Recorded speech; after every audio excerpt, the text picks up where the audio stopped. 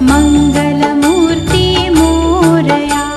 देवतले भाइयों, मां शक्ति आज स्वाध्याय चिंतन का हमारा क्रमांक 407 और आज हमारे बीच में आदरणीय आचार्य श्री अविनाश कृष्ण जी गजराम जी और retired additional commissioner commercial tax. आपका जो विषय है वो है ब्रह्म साक्षात्कार पार्ट 7। इससे पूर्व भी आप 6 भाग ले चुके हैं। अब हम आदरणीय अविनाश कृष्ण जी से निवेदन करते हैं कि अपना उद्बोधन जारी करें। आदरणीय अविनाश कृष्ण शर्मा जी।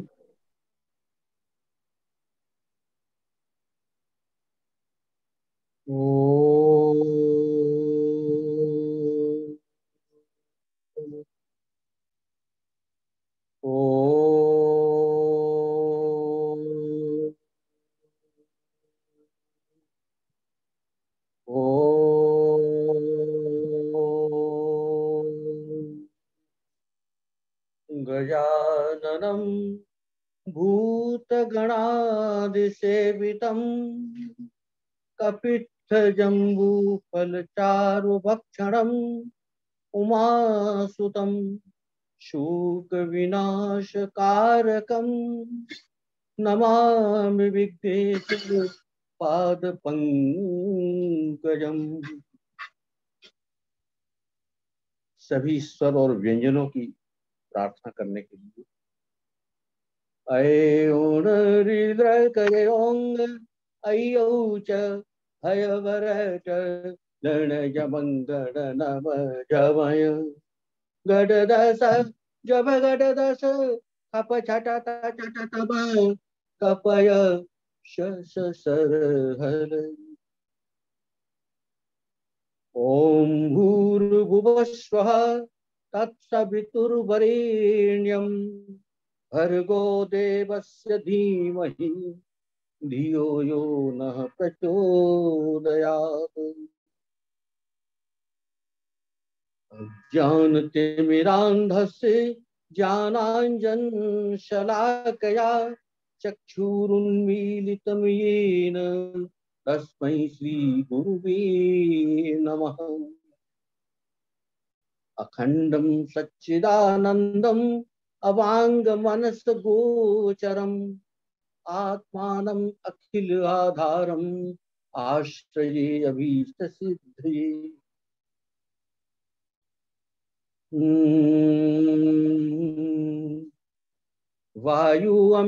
वायु अनिलम अमृतम अथेदम भस्मान्तं शरीरम ओम कृतो स्मर कृतं स्मर कृतो स्मर कृतं स्मर। अग्नेय सुपथाराये अस्मान विश्वानि देव वयुनानि विद्वान् योदयस्मत् जुहुराण मेनो भूयिष्ठाम ते नम उक्तिं विधे। ओम असतो मा सद्गमय तमसो मा ज्योतिर्गमय मृत्योर्मामृतं गमय।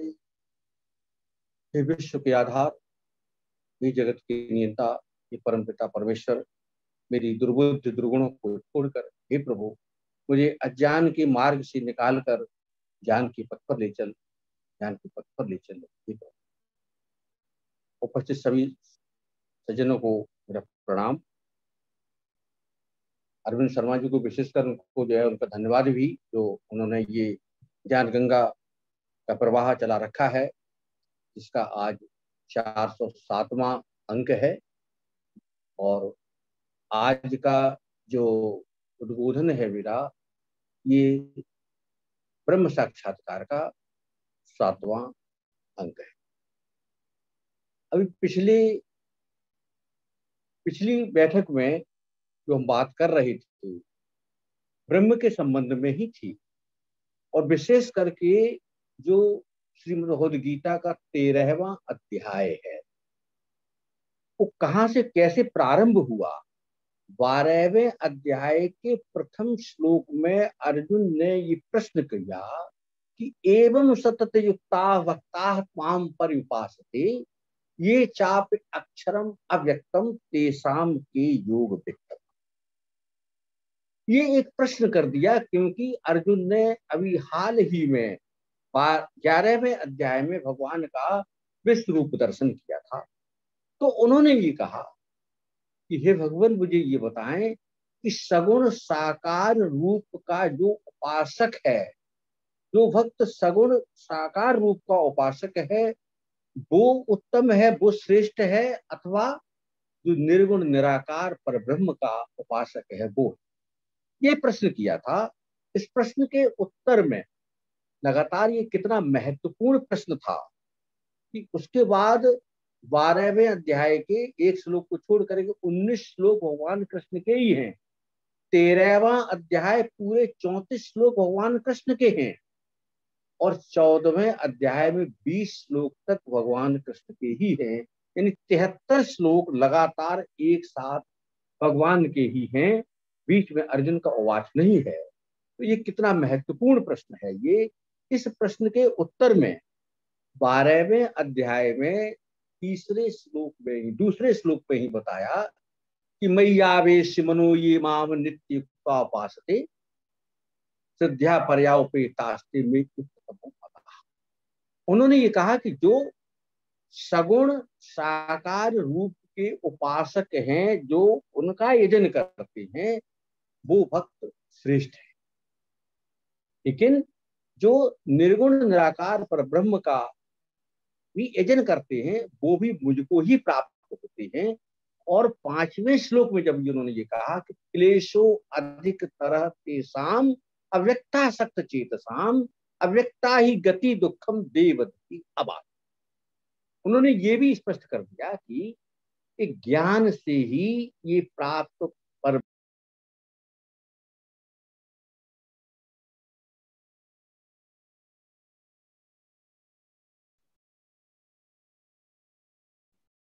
नहीं होता है, वो कठिन है। लेकिन अब जो हम बात कर रहे हैं, तो 13वें अध्याय से, ये हमने जो पहले जो वार्ता हुई है उसके संदर्भ में बता रहे हैं। और जो 13वां अध्याय प्रारंभ हुआ, तो भगवान ने नित्य और अनित्य समझ प्रश्न किया था कि क्या इस पर बोलेंगे। तो नित्य और अनित्य, इसका विवेक होना आवश्यक है। वेदांत में ये मुख्य आधार है। वेदांत दर्शन में ये मुख्य आधार है ब्रह्मचारी के कि वो नित्य अनित्य इसको जाने। नित्य अनित्य वस्तु विवेक, नित्य क्या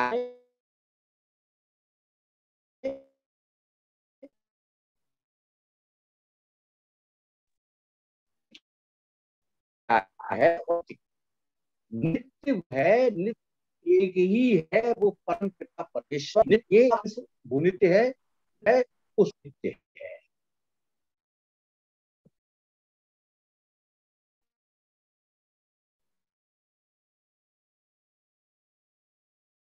ये शाब्दिक रूप से तो अपने अंदर ही मुझे वो नित्य भी दिखाई पड़ेगा, और अनित्य तो है ही।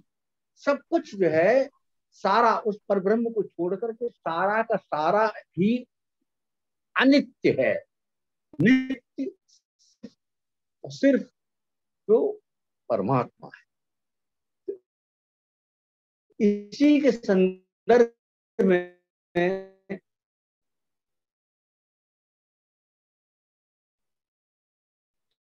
13वें अध्याय भगवान ने उस समय क्या नित्य वस्तु विवेक एक मुख्य कारण बताया, और जिसमें नित्य क्या है, क्षेत्रज्ञ है, और नित्य क्या, अनित्य क्या है, क्षेत्र है, जिसकी हम अभी चर्चा पहले कर चुके हैं। क्षेत्र क्या है, ये शरीर है। इदम शरीरम कौन्ते क्षेत्रम इति अविधीयते एतद्यो वेत्तम क्षेत्रज्ञ इत्तद्विदा। तो ये शरीर है, ये शरीर क्या है, यही क्षेत्र है। और जो इस शरीर को जानता है वो क्षेत्रज्ञ है।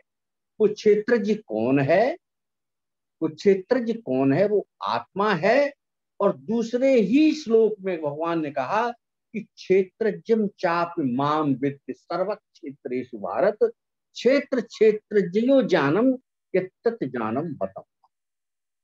13वें अध्याय के दूसरे श्लोक में बिल्कुल स्पष्ट कर दिया कि एक क्षेत्रज्ञ तो वो है जो इस शरीर को जानता है, वो स्वयं का ही पुरुष है, स्वयं की ही चेतन शक्ति है, स्वयं की ही जीवात्मा है। और दूसरा कौन है? तो समस्त प्राणियों के अंदर, पूरे जितने पूरे विश्व में, क्या पूरे तीनों लोकों में जितने प्राणी हैं, उनके संबंध में जो जानता है, उस क्षेत्रज्ञ के रूप में तू मुझे भी जान। तो ये नित्य नित्य वो है क्षेत्रज्ञ, जो परमेश्वर परमात्मा के रूप में है या जीवात्मा के रूप में है, परमात्मा का अंश है वो। और अनित्य जो है ये क्षेत्र या सारा जो कुछ भी दिखाई पड़ता वही है। इसीलिए दूसरे श्लोक में कह दिया है कि यही ज्ञान है, यही ज्ञान है। नित्य और अनित्य का ज्ञान है, यही ज्ञान है। नित्य का ज्ञान है, यही ज्ञान है, और सारा अज्ञान है। ईशावास्योपनिषद में भी कहा, विद्याम चा यस्तद वेदो भयं स अविद्यया मृत्युम तीर्त्वा विद्यया अमृतम अश्नुते। वहां भी कहा कि विद्या और च विद्या, अविद्या। विद्या क्या है? ज्ञान, अध्यात्म ज्ञान, नित्य का ज्ञान, परमेश्वर का ज्ञान। और अविद्या क्या है? उसके अतिरिक्त वो सारी अविद्या है। और जो अविद्या के द्वारा मृत्यु से पार तो हो जाता है, लेकिन विद्या अमृतम अश्नुते, जो उस ज्ञान को जान लेगा, समझ लेगा, देख लेगा, उसका पूरा कल्याण हो जाएगा। इसी पर चर्चा है ये। और इसी पर चर्चा के लिए हम जो पिछली बार जो बात कर रहे थे, 13वें अध्याय के 13 श्लोक तक हम बात किए थे। तो ये कहा 12 तक हो गई थी बात। 13वें की बात ये वो ब्रह्म के संबंध में बता रहे हैं कि सर्वतः पाणिपादम तत्सर्वतो अक्ष शिरोमुखम सर्वतः श्रुतिमन लोके सर्वम आवृत तिष्ठ। क्या ब्रह्म की क्या लक्षण है, क्या बता रहे हैं कि सर्वतः पाणिपादम, सभी और सभी जगह, सभी और, सर्वतः पंचमी विभक्ति है। पाणिपादम, पाणि बोलते हाथ को, पाद बोलते हैं पैर। सभी और जिसके हाथ भी हैं, पैर भी हैं, सभी जगह। तत्सर्वतो अक्ष, और सर्वतः सभी और उसकी अक्ष यानी नेत्र, देखना भी, दृष्टि भी है, सिर भी है, मुख भी है। और सर्वतः श्रुतिमत लोके, इस विश्व में, इस जगत में या इस संसार में सब जगह उसका श्रुति क्या बोलते हैं, कान है, सबकी सुन रहा है। एक कोई बद्रीनाथ की पहाड़ी पर कोई भक्त जो है उसको पुकार रहा है, उसकी भी सुन रही है। और एक कहीं जाकर के इंग्लैंड में या ऑस्ट्रेलिया की किसी समुद्र के किनारे कोई डूब रहा तो उसको भी सुन रहे हैं। तो सर्वतः श्रुतिमत लोके, सभी जगह उसके कान भी है। सर्वम आवृत तिष्ठति, और सभी को धारण करके ही, सभी को व्याप्त करके ही वो परमेश्वर, वो ब्रह्म स्थित है।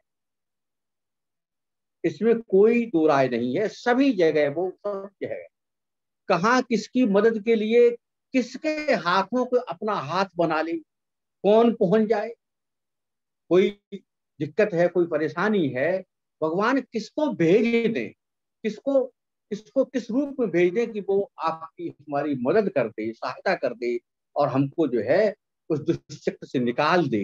ये उसके सब जगह हाथ, पैर और कान, सब जगह, सब सभी सारे वाणी है, सब जगह उसका सिर है, सब जगह मुख है। अब ऐसे देखें, सब जगह मुख से तात्पर्य यही देखें कि भगवान को कोई भोग यहाँ लगा रहा है, कोई लंदन में लगा रहा है, कोई कनाडा में लगा रहा है, कोई कहीं लगा रहा है। मुख तो भगवान के सब जगह तभी तो लगा रहा है, ये मान के चले। और दूसरे फिर कहा कि सर्वेंद्रिय गुणाभासम सर्वेंद्रिय विवर्जितम, सभी इंद्रियों के गुणों का जो प्रसास्वादन कर रहा, 5 ज्ञानेन्द्रियों के द्वारा, श्रोत्र, त्वक, नेत्र, रसना और घ्राण, ये 5 ज्ञानेन्द्रियों के द्वारा 5 विषय शब्द, स्पर्श, रूप, रस और गंध। इन 5 विषयों का जो रसास्वादन कर रहा, जो आनंद ले रहा है, वो आनंद भगवान बगैर किसी इंद्रिय के, कोई इंद्रियों से रहित होते हुए भी उसके आनंद को जानते, और असक्तम सर्वभृच्य, उसको किसी से कोई आसक्ति नहीं है, आसक्ति से रहित है, लेकिन फिर भी सबका भरण पोषण करने वाला वही परमेश्वर है। हम सोचेंगे वैसे परमेश्वर कैसे कर रहा है, हम तो स्वयं ही भरण पोषण कर रहे हैं। आप देखिए कई बार जो है खाना आपके टिफिन में है, रखा हुआ है, लेकिन उसकी कृपा नहीं है तो भोजन वो लौट के वापस आ जाएगा, घर पर कहीं रह जाए, आप खा नहीं सकते। और कई बार ऐसा है कि आप कुछ भी नहीं खाने के लिए, कहां से प्रसाद भेज दे, कहां से मिल जाए। तो ये असक्तम सर्वभृच्य निर्गुणम गुण भोग, और वो निर्गुण निराकारी होते हुए भी सारे गुणों का भोगता है। ये कैसी अजीब स्थिति है कि देखिए, ये न होते हुए भी सब कुछ कर रहा है। ये ब्रह्म ही कर सकता है। ब्रह्म के लिए ही भगवान कह रहे हैं कि वहिरंतश्च भूतानाम अचरम चरम एव च सूक्ष्मात् तत् अविज्ञेयम दूरस्थम चान्ते। क्या बात कह दी कि वहिरंतश्च, वो सभी चर और अचर प्राणियों के अंदर और बाहर दोनों जगह स्थित है, और वो स्वयं भी चर भी है और अचर भी है, और वो इतना सूक्ष्म है कि वो देखने में नहीं आता, और इतना बड़ा है, इतना समीप में है, और वही इतनी दूर भी है जिसकी कल्पना नहीं कर सकते। ये 3 श्लोकों में जो ये गुण, विशेषताएं ब्रह्म की बताई हैं, इसके संबंध में और शास्त्र क्या कह रहे हैं, उस पर भी हम लोग एक दृष्टि डालें। सबसे पहले ये देखें कि वाक्य पदीयम के ब्रह्म खंड के पहले कार्य का पहले श्लोक, पहले मंत्र में क्या कहा है? ये कहा है कि अनादि निधनम ब्रह्म शब्द तत्वम यदक्षरम विवर्तते अर्थभावेन प्रक्रिया जगतो यथा। ये कहा कि अनादि निधनम, अन आदि निधनम, आदि से रहित, अनादि, अनादि निधनम, जो आदि अंत से रहित है, ऐसा परमेश्वर अनादि निधनम ब्रह्म शब्द तत्वम यदक्षरम, और वो उसी प्रकार से अक्षर है। जैसे शब्द को और कम करें, शब्द को और कम करें तो अक्षर पा जाएंगे। अक्षर स्वर हो सकता है, व्यंजन हो सकता है, लेकिन जो उस अक्षर से नीचे नहीं जा सकते, उसको नहीं तोड़ सकते हैं, वो अक्षर व्याकरण का अक्षर है, वर्ण है, जिसे वर्ण बोलते हैं। जो स्वर और व्यंजन दोनों उसके अंदर सम्मिलित हैं, वो वर्ण है। वर्ण जो उसको अक्षर है, या वर्ण कहें, अक्षर कहें, जिसका क्षरण हो ही नहीं सकता, वही गुण परमेश्वर के अंदर है। अ कह दिया आपने, जो है ह्रस्व आ कह दिया, तो ह्रस्व आ या ह्रस्व का कहा, तो क में तो आ जुड़ा हुआ है, क में आ जुड़ा हुआ है, लेकिन जो ह्रस्व अ है तो उसके अंदर उससे छोटा वो हो ही नहीं सकता, वो ही अक्षर है। इसी प्रकार से अक्षर पर ब्रह्म को कहा गया है कि जिसका क्षरण हो ही नहीं सकता। तो ये वाक्य पदीय में तो भर्तहर के द्वारा ये कहा गया कि अनादि निधनम ब्रह्म शब्द तत्वम यदक्षरम विवर्तते अर्थभावेन प्रक्रिया जगतो यथा। उसके द्वारा ही ये सारा विवर्त है। विवर्त क्या है कि जो सारा विकार है, विकार यानी कार्य है। दार्शनिक भाषा में देखें तो कारण उसे बोलते हैं जो बनाता है, और कार्य, विकार, विकृति, ये तीनों नाम जो कहें, ये किसके हैं? ये जो चीज बनती है। तो सारा जो भी ये पूरा विश्व, पूरा जो कुछ हमको दृश्यमान दिखाई देता है, जो भी दृश्यमान है, वो सारा का सारा विवर्त है, ये उस परमेश्वर का ही है। इसी को वेदांत में भी कहा, अथा तो ब्रह्म जिज्ञासा, तो वहां भी कह दिया कि ब्रह्म क्या है, कि जो है जिससे जो है ब्रह्म से ही सब कुछ बनता है, वही ब्रह्म है। इससे सब कुछ उसी के द्वारा बना हुआ है।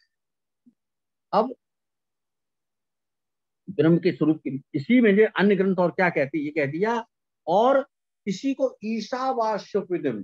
ईशावास्योपनिषद के चौथे मंत्र में, अभी जैसे कहा ना कि वो जो है वो चला जाता है, वो ये करता है, सभी जगह जो उसके हाथ हैं, सभी जगह पैर हैं, ये तो कहा, क्या कहा कि अनेजत एकम मनसो जवियो नैन जेवा आपनुवन पूर्वमर्शत तद्धावतो अन्याते तिष्ठत तस्मिन् अपो मात्र स्वाहा।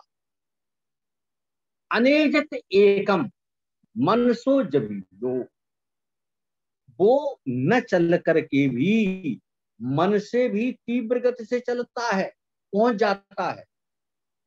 आपने यहाँ पर किया, कहीं पर हैं, अमेरिका में हैं और दूसरी जगह हैं, कहीं पर भी हैं, तो भगवान सब जगह है वो। और किस प्रकार से आप सोचेंगे, अभी तो मदद जो है, अभी तो सहायता वो किसी और की कर रहा था, और वही जाकर के अमेरिका में अगर कोई भक्त है उसकी करने लगता है। ये तो मन से भी ज्यादा तीव्र गति से चलने वाला है, और वो बगैर जो है चले हुए भी वहां से वहां जाता है। अनेजत एकम मनसो जबियो नयन जेवा आपनवन पूर्व मर्सत तद्धावतो अन्यानत्ये तिष्ठत तस्मिन् अपो मात्र स्वाद। कितने दौड़ लगा रहे हैं, जितने धावक हैं, या कोई जितने वाहन इतना तेज चल रहे, चलते रहे, लेकिन वो बगैर चले हुए ही उन सबको अत्येत यानी पार कर जाता, उल्लंघन कर जाता है, उनसे आगे निकल जाता है। ऐसा ब्रह्म है। और ब्रह्म क्या है, तदेजत तन्नयजत तद्दूरे तद्वंतिके तदंतरस्य सर्वस्य तद सर्वस्याशिवाय। ईशावास्योपनिषद का ये मंत्र 5वां है कि तदेजति तत् एजति, वो चलता है, तत् न एजति तन्नयजति, वो नहीं चलता है, तजेजति तन्नयजति तद दूरे तद्वंतिके, वो बहुत दूर है, वो बहुत पास है। ये सारे विरोधाभासी जो जो शब्द आ रहे हैं उस ब्रह्म के लिए, वो सब कुछ उसके लिए संभव है। तभी कहा कि तदेजति, वो चलता भी है, वो नहीं भी चलता है, दिखाई पड़ता है कि कहाँ कौन कैसे पहुंच जाए। तो वो तदेजति तन्नयजति तद दूरे तद्वंतिके, वो बहुत दूर है, वो बहुत पास है। वो इतने पास है कि हमारे नेत्रों को भी देखने में वो लगे कि भाई कहाँ कितने पास में है, और कितनी दूर है कि वो जो है जिसकी सीमा कोई पार नहीं है। तो तदेजति तन्नयजति तद दूरे तद्वंतिके तदंतरस्य सर्वस्य तद सर्वस्याशिवाय, वो सभी के अंदर भी है और सभी के बाहर भी है। ये गुण है, ये ईशावास्योपनिषद में ये कह दिया। और उसको क्या कह दिया कि वो किस प्रकार से शरीर से रहित है। अभी जैसे श्रीमद् भगवद गीता में कहा कि भी सभी इंद्रियों से रहित होते हुए भी, और सारी इंद्रियों के जो विषय हैं उनको भोग लेता, जान लेता, सब कुछ कर लेता है। तो वही चीज वहां भी कह दी कि सपर्यगात शुक्रम अकायम अव्रणम अस्नाविरम शुद्धम अपाप विद्धम कबीर मनीषी परिभू स्वयंभू याथा तथ्यतो अर्थान विदधात शाश्वती समाप्य।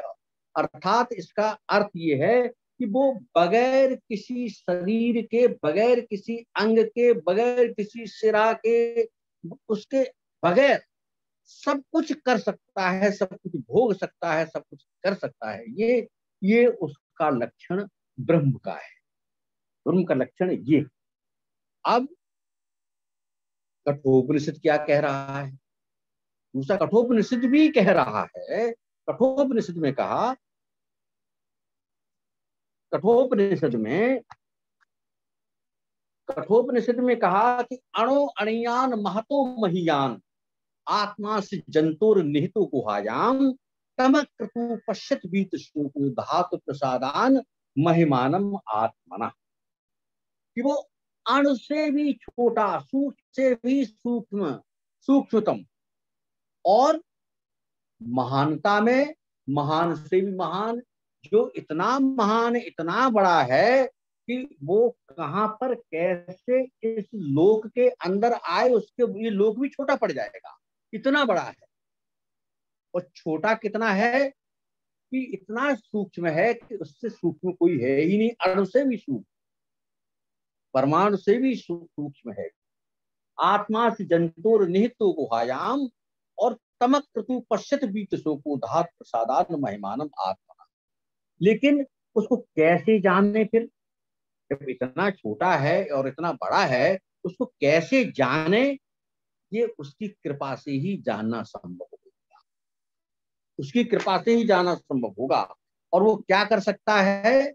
कठोपनिषद में नचिकेता को यमराज बता रहे हैं कि आसीनो दूरम व्रजति शयानो याति सर्वतः कष्टम मदा मदम वेद देवम मदन्यो जातु मद। क्या बात कह दी कि आसीनो, बैठ करके, एक जगह बैठे हुए ही, दूरम व्रजति, एक जगह बैठा हुआ ही दूर पहुंच जाता है। आसीनो दूरम व्रजति शयानो याति सर्वतः, और सोते हुए ही, शयानो सोया हुआ है लेकिन वो कहीं से कहीं पर पहुंच जाता है। ये उस ब्रह्म का ही लक्षण है। आसीनो दूरम व्रजति शयानो याति सर्वतः कष्टम मदा मदम देवम मदन्यो जातु मद। नचिकेता से यमराज कहते हैं कि उसके संबंध में मेरे से ज्यादा और कौन जान सकता है? मैं ही जान सकता हूं, साधारण रूप से लोग नहीं जान सकते। और क्या है आगे, क्या कहते हैं? जो यहां पर कहा श्रीमद् भगवद गीता में कि सर्वेंद्रिय गुणाभासम सर्वेंद्रिय विवर्जितम असक्तम सर्वभृत्यैव निर्गुणम गुणभोक्तृ च। बगैर इंद्रियों के, सारे इंद्रियों के विषयों का रस जान लेता है ये, तो वो कैसा है कि अशरीरम शरीरेषु अनवस्थेषु अवस्थितम महांतम विभुम आत्मानम मत्वा धीरो न शोचति। तो स्थिर न रहने वाले शरीरों में, और शरीर रहित, ये हमारे शरीर जितने क्षेत्र हैं ये स्थिर रहने वाले नहीं है, प्रतिक्षण समय की छोटी से छोटी इकाई में बदल रहे हैं। तो ये स्थिर न रहने वाले विनाशशील शरीरों में शरीर रहित अविचल भाव से स्थित है। और वो महान सर्वव्यापी परमात्मा को जानकर, कभी जब उसको जान लेंगे, तब जानने के उपरांत कोई भी शोक, कोई भी चिंता किसी प्रकार की शेष रहती नहीं है। वही भगवान, वही जो है नचिकेता से यमराज कह रहे हैं कि महानतम विभुम आत्मानम मत्वा धीरो न शोच। फिर कोई सोच नहीं करता, शोक नहीं करता। छठे अध्याय के 22वें श्लोक के अनुसार वो स्थिति कैसी है कि यम लब्ध्वा चापरम लाभम मन्यते नादिकम तथा जिसमिन स्थितोन दुखेन गुरुणापि विचाल्यते। जब वो स्थित पा लेंगे, उसको जान जाएंगे, फिर उसकी डिक्शनरी से दुख नाम की, चिंता नाम की सारी चीज ही समाप्त हो जाएगी, क्योंकि वो स्वयं में ही परमात्मा के अंदर ही, उसी के अंदर व्याप्ति में ही वो समाहित हो जाएगा। लेकिन वो कैसे होगा, कैसे जान पाएगा? छठे अध्याय के 19वें श्लोक में ही कहा है कि जिस प्रकार से यथा दीपो निवातस्थो नेंगते सोपमा, जब एक दीप की जैसे लौ जलती है और जहां हवा न हो रही सीधी जाती है, लौ लगी है, इसी प्रकार की लौ जब परमेश्वर तक, तभी ये संभव है, उसके बिना संभव नहीं है। और आगे फिर क्या कहते हैं भगवान के संबंध में, ब्रह्म के संबंध में कि अविभक्तम च भूतेषु विभक्तमिव च स्थितम भूत भत तज्ञेयम ग्रसिष्णु प्रभविष्टि च। वो कैसा है? अविभक्त, तो विभक्त नहीं है, एक ही है, लेकिन एक होने पर भी, जैसे अभी 13वें अध्याय के दूसरे श्लोक में कहा कि क्षेत्र जिम चाप इमाम विद्य सर्व क्षेत्रेषु भारत। हे भरत श्रेष्ठ, सभी प्राणियों सभी भूतों के अंदर मुझे क्षेत्र समझ, सभी के अंदर में बैठा हुआ, तो वो अविभक्त होते हुए भी विभक्त सा प्रतीत होता है। जैसे कितनी संख्या है, 7 अरब तो जो है शायद विश्व की संख्या है, और किसमें कितने जंतु जीव जंतु, कितने जो है लोग हैं, कितने प्राणी हैं, कितने भूत हैं, कितने अचर चर कितने हैं, ये वो उतने ही रूप में विभक्त सा प्रतीत होता है, क्योंकि वो सबका नियंता है, सबका नियंता है। अविभक्तम च भूतेषु विभक्तमिव च स्थितम भूत भक्त तत्ज्ञेयम कृष्ण प्रभु विष्णु चा। और वह जानने योग्य सभी प्राणियों का विष्णु रूप से भरण पोषण करने वाला है, और रुद्र रूप से सबका संहार करने वाला भी वही है। वही उसका सब वही अपना वो गणित लगाए हुए है कि कहाँ किस प्रकार से करना है, ये उसी को ही जानता है। ज्योतिषामप तत् ज्योति तमसः परम उच्यते ज्ञानम ज्ञेयम ज्ञान गम्यम हृदय सर्वस्थितम। तो परमेश्वर का क्या है कि वो ज्योतियों का भी ज्योति है। आप कहें कि ज्योति तो ये तो जो है ज्योतियों में तो सबसे बड़ा जो है सूर्य है, लेकिन सूर्य के अंदर वे भी जो भी प्रकाश है उसका भी कारण वही ब्रह्म है। ज्योतिषामप तत् ज्योति तमसः परम उच्यते ज्ञानम ज्ञेयम ज्ञान गम्यम हृदय सर्वस्व। वो सबके हृदय के अंदर स्थित है, और सब ज्योतियों का भी ज्योति है। जैसे अब हम कठोपनिषद में दें, कठोपनिषद में भी कहा है कि कठोपनिषद में कहा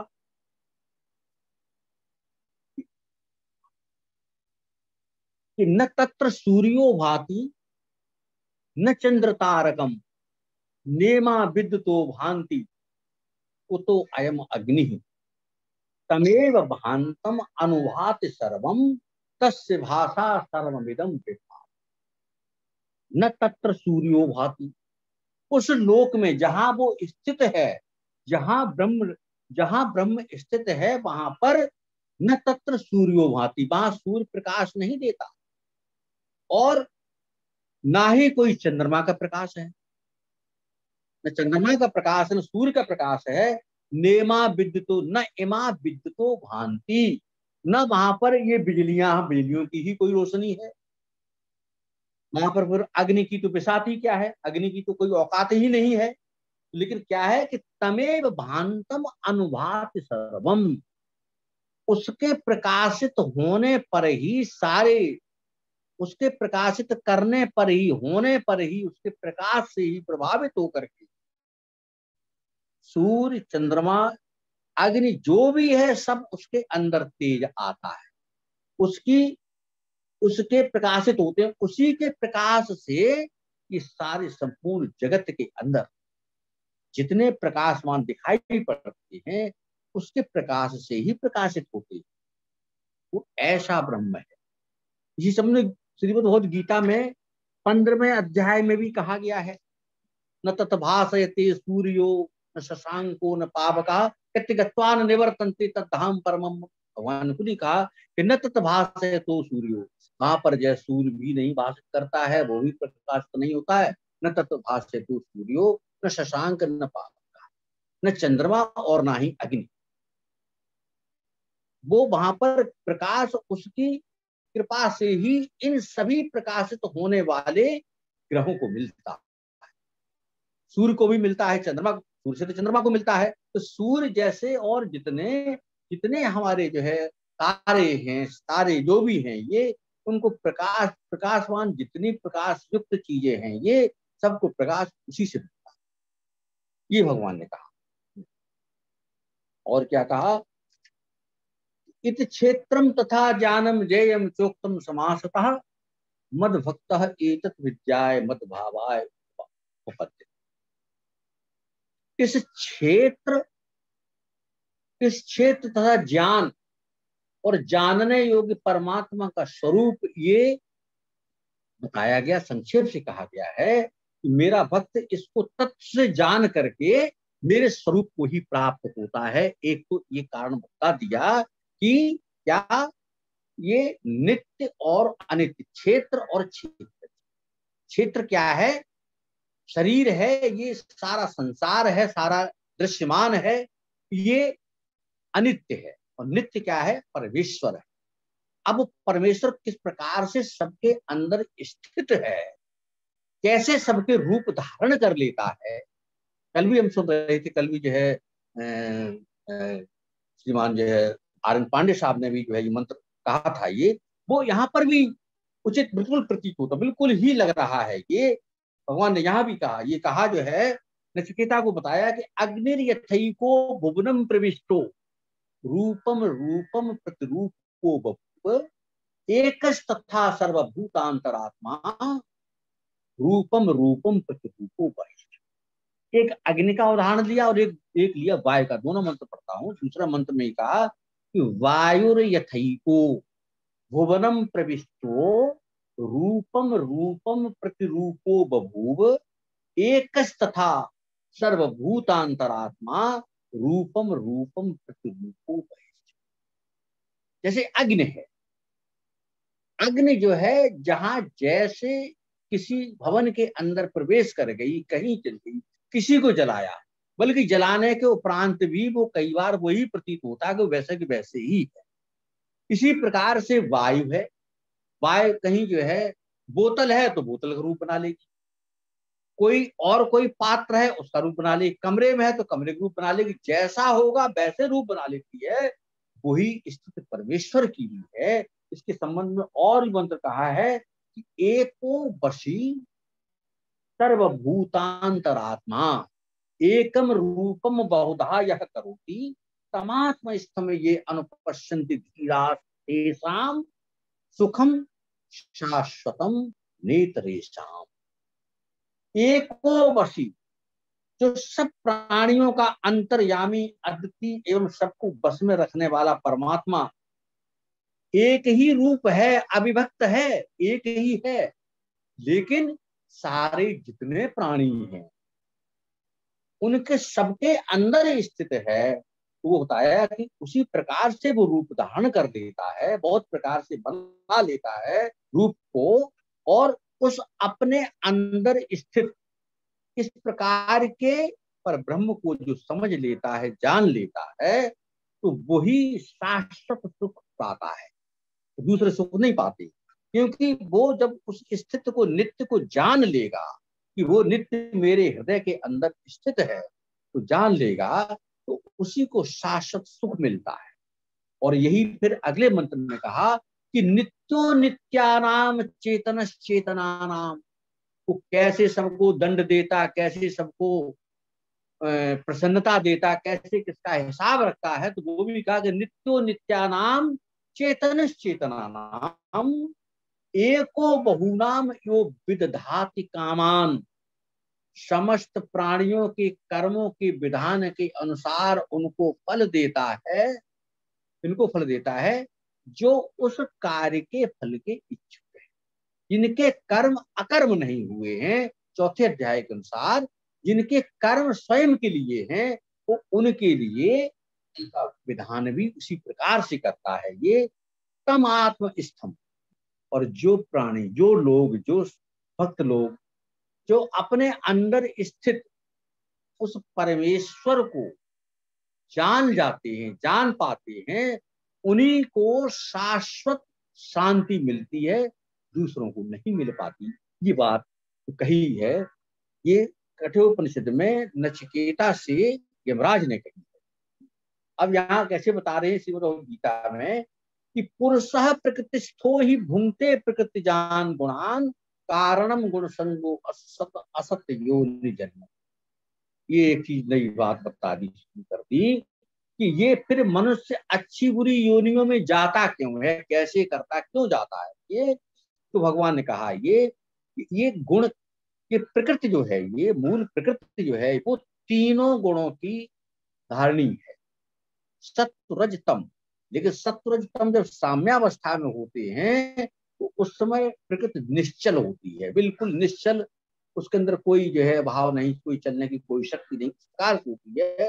लेकिन तीन गुणों को रखने वाली प्रकृति है ये, और उन तीनों गुणों से, तीनों गुणों के अनुसार जो उनको भोगता है, प्रकृति के कार्यों के अनुसार, वही जो है अच्छी बुरी योनियों के अंदर जाता है। और ये क्या है कि उपद्रष्टा अनुमंता च भरता भोक्ता महेश्वरा परमात्मेत चाप युक्तो देहे अस्मिन् पुरतः परा।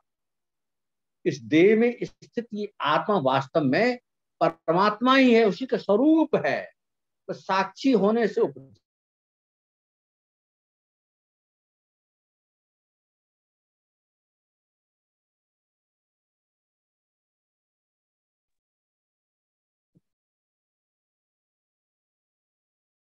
साउंड बंद हो गई है।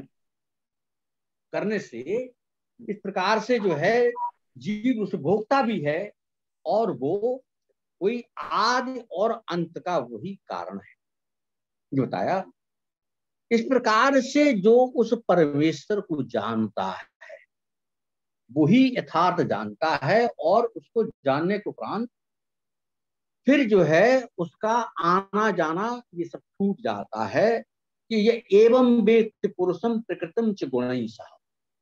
यहाँ उन्होंने कह दिया कि जो प्रकृति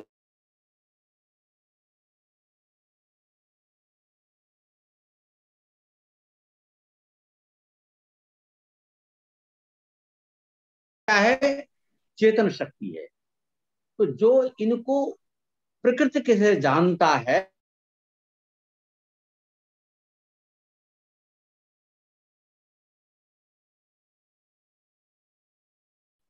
वो सब कुछ करते हुए भी वो न पैदा होता है, तो दोबारा आवागमन के चक्कर से वही छूट पाता है, वही छूट जाता है।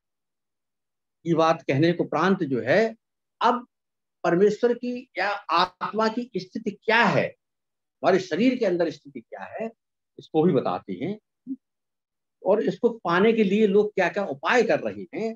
तो ये जो 24वें श्लोक में 13वें अध्याय में कहा कि ध्यानेन आत्मनि पश्यन्ति केचित् आत्मानम आत्मना अन्ये सांख्येन योगेन कर्म योगेन चापति। यहाँ पर 3 प्रकार के उपायों से बताया गया है। एक ध्यान योग बताया है, एक ज्ञान योग बताया है, और एक बताया है कर्म। ऐसे तो पाने के और भी साधन हैं, लेकिन यहाँ पर यही बताया। जैसे भक्ति योग भी है, भक्ति योग की यहाँ पर चर्चा नहीं की है, या ध्यान योग की चर्चा की है। ध्यान योग और ज्ञान योग। ज्ञान योग क्या है, नित्य अनित्य का विवेक जानना, नित्य अनित्य का ज्ञान, ये ज्ञान है, ज्ञान योग है। और कर्म योग वो है, कर्मयोग के संबंध में दूसरे अध्याय में चर्चा हुई। तीसरा अध्याय पूरा कर्मयोग का है, जिसमें क्या है कि जब कर्म ही अकर्म हो जाए, अर्थात जब कर्मों से कोई हमारी आसक्ति न हो। तीसरे अध्याय का गीता का 9वां श्लोक जो कहता है कि जो हमारा कोई आसक्ति से रहित जब कर्म होंगे तो वो कर्म होंगे ही नहीं, वो अकर्म हो जाए। जैसे 18वें अध्याय में कहा है कि अनिष्टम इष्टम मिश्रम च त्रिविधम कर्मणः फलम भवति अत्यागिनाम प्रेत न तो संन्यासिनाम क्वचित्। हम कैसे काम करें, अच्छे काम करें, बुरे काम करें, या हम बीच के काम करें जो अच्छे हो न बुरे हो, ठीक से काम हो, सदाचारी हो, लेकिन इन कर्मों के, तीनों कर्मों के फल तो मिलेंगे।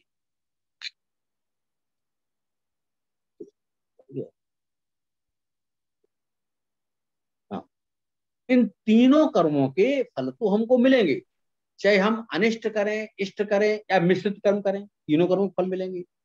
लेकिन जब कर्म ही न रहे तो फिर फल तो मिलने का कोई सवाल ही नहीं उठता। जब कोई चीज कारण ही नहीं है तो वो कार्य कहाँ से होगा। तो उसी के लिए ये है कि जब, अब कर्म क्या है, कर्म है, विकर्म है और अकर्म है। कर्म वो जो कर्म करते हैं, विकर्म वो हैं जो निषिद्ध कर्म, और अकर्म वो हैं जिन कर्मों से कोई हमारी आसक्ति ही नहीं है, मुझे उन कर्मों से कुछ लेना देना ही नहीं। जब उन कर्मों से लेना देना ही नहीं है तो हमको जो है उनका कोई फल मिलेगा ही नहीं। जब फल नहीं मिलेगा तो हमको जीवन मृत्यु से कोई मतलब ही नहीं। अब ये देखें कि कितनी जो है, कितनी संख्या है प्राणियों की, भगवान के पास तो उसका हिसाब होगा, अरबों खरबों है, और भगवान सबको, किसी को दंड भी देता, किसी को ये करता। तो अब ये इतने कर्म करने के उपरांत भगवान को तो जो है पता नहीं कितने कर्मों का फल भोगना पड़े। लेकिन चौथे अध्याय के 14वें श्लोक में यही कहा, नमाम कर्माणि लिम्पन्ति न मे कर्म फले स्पृहा इति माम यो अभिजानाति कर्म भी न सपत्। क्योंकि वो किसी को किस प्रकार से फल देते हैं, किस प्रकार से उनके दंड का या उनके जो है किसी और पुण्य कर्म का विधान करते हैं, वो तो एक इस प्रकार से है कि जैसे किसी परीक्षा में हजारों, अभी जैसे आपकी हाई स्कूल की है या इंटर की है, कितने हजार लाखों बच्चे बैठते हैं ये, और एक निर्धारण है, ये सही है तो सही, गलत है तो गलत, कितने पास हो, कितने फेल हो, कितने क्या हो, कितने कितने किसको अंक मिले। तो जब एक पैमाना बना हुआ तो उसके हिसाब से जब निर्धारण होता है, तो जो परीक्षक है उसको कोई पाप नहीं लगता। अगर कोई विद्यार्थी फेल हो गया या कोई बात हो गई, तो मान लो आत्महत्या कर लिया, कोई बड़ा पाप हुआ, ये हुआ, तो उसको पाप इसलिए लगता है क्योंकि उसने कोई अपनी तरफ से कुछ नहीं किया। जो एक विधान बना रखा है उसके हिसाब से ही उसको जो है उसने उतने उसके अंक दिए। तो अब इस आत्मा को किस प्रकार से हम देखते हैं, क्षेत्रज्ञ को क्षेत्र के अंदर कैसे देखते हैं, तो 13वें अध्याय की 33वें श्लोक में, 13वें अध्याय के 33वें श्लोक में कहा कि यथा प्रकाशत एकः कृष्णम लोकम इमं रवि, यथा प्रकाशत एकः कृष्णम लोकम इमं रवि क्षेत्रम क्षेत्री तथा कृष्णम प्रकाशयति भारत। जिस प्रकार से एक अकेला सूर्य पूरे संसार को प्रकाशित करता है, अगर सूर्य जो है नहीं है तो सब अंधेरा ही है। आप कितना ही प्रकाश कर लें, ये कर लें, जितना हम जो है कृत्रिम प्रकाश कर लें, लेकिन जो है सूर्य ही प्रकाशित जो कर सकता है, उसके अलावा कोई प्रकाशित नहीं कर सकता है। उसी प्रकार से इस शरीर के अंदर जो क्षेत्र के अंदर जो क्षेत्री है, जीवात्मा है, वो उसी प्रकार से कार्य करता है। हम देखते हैं कि नेत्र भी वहीं पर हैं, नासिका भी वहीं पर है, मुख भी वहीं पर है, हाथ भी वहीं, पैर भी वहीं। लेकिन अगर हमारे अंदर जीवात्मा नहीं है, यदि प्राण नहीं है, चेतन शक्ति नहीं है, तो मृत घोषित है, मृत है। और मृत को जो है थोड़ी देर के बाद उसके अंदर हम कितना ही लेप लगा लें, सुगंधित लेप कर लें, लेकिन वो दुर्गंध देने लगेगा और कहेंगे कि भाई इसका जो है क्रियाक्रम करें, अंतिम संस्कार करें, इसको दाह संस्कार करें या पानी में बहाएं, जो भी जिस प्रकार से करना चाहें वो करें, इसको ये व्यर्थ है, किसी काम का नहीं है, ये तो मिट्टी है। तो वो स्थित है कि यथा प्रकाशित एकः कृष्णम लोकम इमं रवि क्षेत्रम क्षेत्री तथा कृष्णम प्रकाशयति भारत। और अंतिम श्लोक इस अध्याय का, जिसके बारे में फिर दोबारा भगवान ने कहा कि क्षेत्र क्षेत्र जीव एवं अंतरम ज्ञान चक्षुषा भूत प्रकृति मोक्षम चये विदु यान्ति ते परम। इस प्रकार क्षेत्र और क्षेत्रज्ञ, क्षेत्र अनित्य, क्षेत्रज्ञ नित्य, इनके भेद को और कार्य सहित प्रकृति के सब कार्यों को जो जान लेता है, उसका उद्धार हो जाता है। कैसे जान पाएगा? वो ज्ञान नेत्रों के द्वारा ही जान सकता है, ज्ञान नेत्रों के द्वारा ही जान लेता है, तत्व जान लेता है। और ऐसे पुरुष की, ऐसे महात्माओं की, ऐसे ज्ञानी पुरुषों की क्या स्थिति होती, वो ही परम ब्रह्म परमात्मा को प्राप्त होते हैं। ये भगवान ने संदेश दिया है। ये इसमें विशेष करके यही बताया कि नित्य अनित्य वस्तु का विवेक। यही दूसरे अध्याय के 16वें श्लोक में भी कहा कि ना सतो विद्यते भावो ना भावे विद्यते सता उभयोरपि दृष्टो अंतस्तन्यो तत्तु दर्शति। कि जो असत है वही तो अनित्य है, और सत्य है वो नित्य है। वही जो है उसको इस प्रकार से देख सकता है ये कि ना सतो विद्यते भावो ना भावो विद्यते सता, उभयोरपि दृष्टो अंतस्तंतु तत्वदर्शी। तत्वदर्शी ही जान पाते हैं कि असत्य क्या है, सत्य क्या है, और वही नित्य और नित्य वस्तु का विवेक है जो इसको जान लेता है और प्रकृति के द्वारा ही सारे कर्म किए जाने वाले मानता है कि प्रकृति के द्वारा ही होते हैं, और ये आत्मा नहीं कुछ करता है, अकर्ता है ये, उसका कल्याण होता है और उसको परम गति की प्राप्ति होती है। धन्यवाद। मैं अपनी वाणी दे रहा हूं। धन्यवाद आदरणीय अविनाश कृष्ण जी। अब मैं सभी लोगों को अनम्यूट करता हूँ। इस संबंध में जिस किसी की कोई जिज्ञासा हो तो आदरणीय अविनाश कृष्ण जी से पूछ सकते हैं। पांडे साहब नमस्कार। नमस्कार, प्रणाम। धन्यवाद अरविंद शर्मा जी, आपने मुझे अवसर दिया। ऐसे विद्वान प्रखर वक्ता आचार्य अविनाश कृष्ण जी को सुनने का भी और उनको आभार प्रकट करने का भी।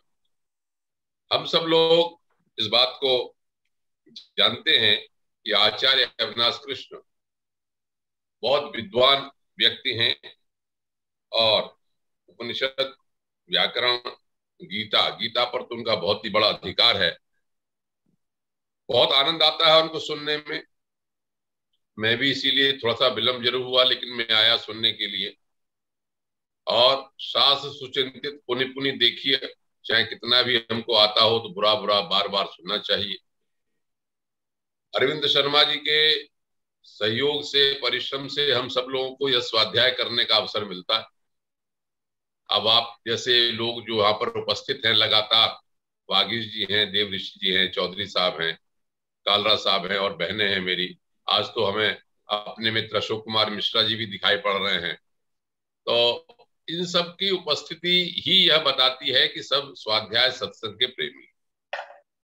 जहां तक आचार्य जी की विषय वस्तु की बात है आज के वक्तव्य की, वह श्रीमद् भगवद गीता के 13 अध्याय क्षेत्र क्षेत्र के ऊपर आधारित थी। जहां तक देवऋषि जी या वागीश जी का कथन है वो सब अपनी जगह सही है। ये बात निश्चित है कि हम शब्दों के जाल में फंसते हैं और उसके अनुसार एक अपनी धारणा बनाए रहते हैं जो हम सुनते हैं। ब्रह्म को सुना, ईश्वर को सुना, परमात्मा को सुना, आत्मा को सुना। शास्त्रों में अलग अलग संदर्भों में अलग अलग तरह से इसका प्रयोग किया गया है। मुख्य बात जो अपनी मोटी बुद्धि से मैं समझता हूं कि हमको जिस संदर्भ में प्रयोग किया गया है उस संदर्भ के साथ अवश्य देखना चाहिए। एक सामान्य धारणा, एक सामान्य बात हम किसी को नियम के अनुसार नहीं कह सकते। जैसे आप कहते हैं नियम के अनुसार बंधा हुआ है, शास्त्र ये भी कहता है कर तुम अकर तुम अन्यथा कर तुम। वो कर भी सकता है किसी बात को, नहीं भी कर सकता है और अन्यथा भी कर सकता है। अच्छा नहीं हो। शास्त्र ये भी कहते हैं कि पुरुषार्थ नियति को बदल सकता है, नहीं बदल सकता। मैं योग वासिष्ठ तो यही कहता, उसने कहा कि जब आप प्रबल पुरुषार्थ करते हैं तो नियति को बदल देते हैं।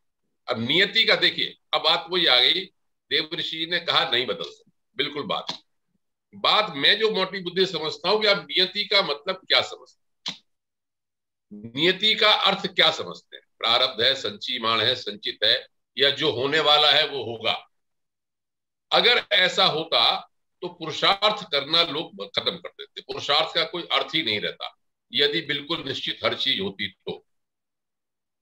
शास्त्र ये कहते हैं कि हम प्रभु का चिंतन करते हैं, कई जन्मों तक करते, अनेक जन्म। अब मैं उसी बात पे आता हूं, आध्यात्मिक बात पे, हालांकि मुझे धन्यवाद देना था जो मेरे मन की बात है, जिससे हम लोग हतोत्साहित न हो, जो मैं अपने लिए सोचता हूं। अनेक जन्म संसिद्ध ततो याति पराम गति, बहुत जन्म लग जाते हैं। अब आपको एक रेस लगानी है, लक्ष्य प्राप्त करना है, आप तेजी से चल रहे हैं जल्दी पहुंच जाएंगे, सही मार्ग पर चल रहे हैं जल्दी पहुंच जाएंगे, आप अटक जाएंगे तो बहुत देर में पहुंचेंगे। ऐसा मैं समझता हूं। अगर आपने ये नीति बना ली कि हमारी 100 जन्मों में ही मिलेगा तो नहीं मिलेगा, और एक अभी मिलेगा तो अभी मिलेगा। ज्ञान की जहां तक बात है, जो शास्त्र कहते हैं कि ज्ञान हमको हो गया उसी समय हमें आत्म साक्षात्कार हो। हम जैसे ही अपने बंधनों से मुक्त हुए और सारे संशय हमारे मिट जाते हैं। चलिए, ये तो खैर अपनी बात हुई व्यक्तिगत रूप से, हम सब लोग बहुत ही अच्छा आनंद उठा रहे हैं। और एक ऐसा मंत्र आज बोला हमारे आचार्य जी ने, न तत्र सूर्यो भाति नेमा चंद्र तारका नेमा विद्युतो भांति कुतो यमग्नि तमेव भांतम अनुभाति सर्वम तस्य भाषा सर्वविदम विभाति। यह कठोपनिषद में भी है, मुंडक में भी है, श्वेताश्वतर में है। इतना प्यारा मंत्र लोगों को, ऋषियों को लगा, 3 जगह प्रयोग किया। अर्थ क्या है जो हम समझ रहे हैं ब्रह्म को, जब ये कहते हैं कि वहां सूर्य और चंद्रमा तारा विद्युती किसी की भी प्रकाश नहीं है, उसके अनुभाव से कुछ मुकाबला ही नहीं कर सकते, तो उसके बारे में केवल हम ज्ञान कर अपना वर्णन कर सकते हैं और अपना उद्धार करने का प्रयास कर सकते हैं, ऐसा मैं समझता हूँ। तो आज बहुत ही आनंददायक और प्रेरणादायक वक्तव्य आचार्य जी का रहा। हम सब लोग को इसी तरह से अपने अपने अनुसार विचार मंथन करते रहना चाहिए, जिससे कि हम और नजदीक पहुंचते रहे अपने लक्ष्य के। बहुत बहुत आभार आचार्य जी का, धन्यवाद। धन्यवाद आदरणीय आनंद पांडे सर, धन्यवाद आदरणीय अविनाश कृष्ण जी, आपने समय निकाल कर समय दिया। और जैसे कि एक विचार के साथ और 3 बार ओम के साथ अपनी बात को समाप्त करते हैं। आज का विचार, झुक जाते हैं जो लोग आपके लिए किसी भी हद तक, झुक जाते हैं जो लोग आपके लिए किसी भी हद तक, वे सिर्फ आपकी इज्जत ही नहीं करते, आपसे प्रेम भी करते हैं। झुक जाते हैं जो लोग आपके लिए किसी भी हद तक, वे सिर्फ आपकी इज्जत ही नहीं करते, आपसे प्रेम करते हैं। किसी का सरल स्वभाव उसकी कमजोरी नहीं होता, किसी का सरल स्वभाव उसकी कमजोरी नहीं होता,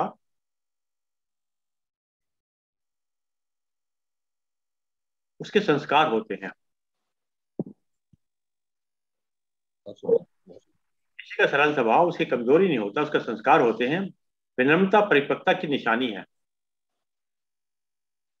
विनम्रता परिपक्वता की निशानी है, क्योंकि ज्यों ज्यों फल पकने लगते हैं वृक्ष की डालियां स्वतः ही झुकनी शुरू हो जाती हैं। आइए अब 3 बार उनका उच्चारण करते हैं।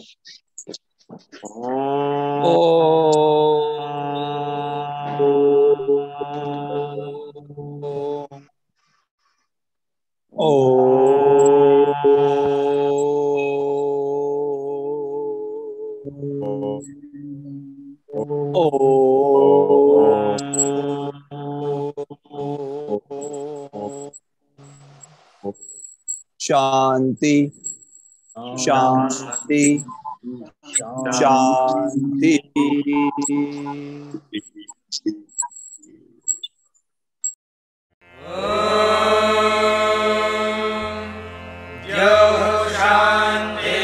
शान्तिरन्तरिक्षं शान्तिः पृथिवी शान्तिरापः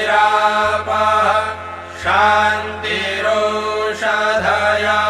शान्तिः वनस्पतयः शान्तिर्विश्वे देवाः शान्तिर्ब्रह्म शान्तिः सर्वं शान्तिः शान्तिः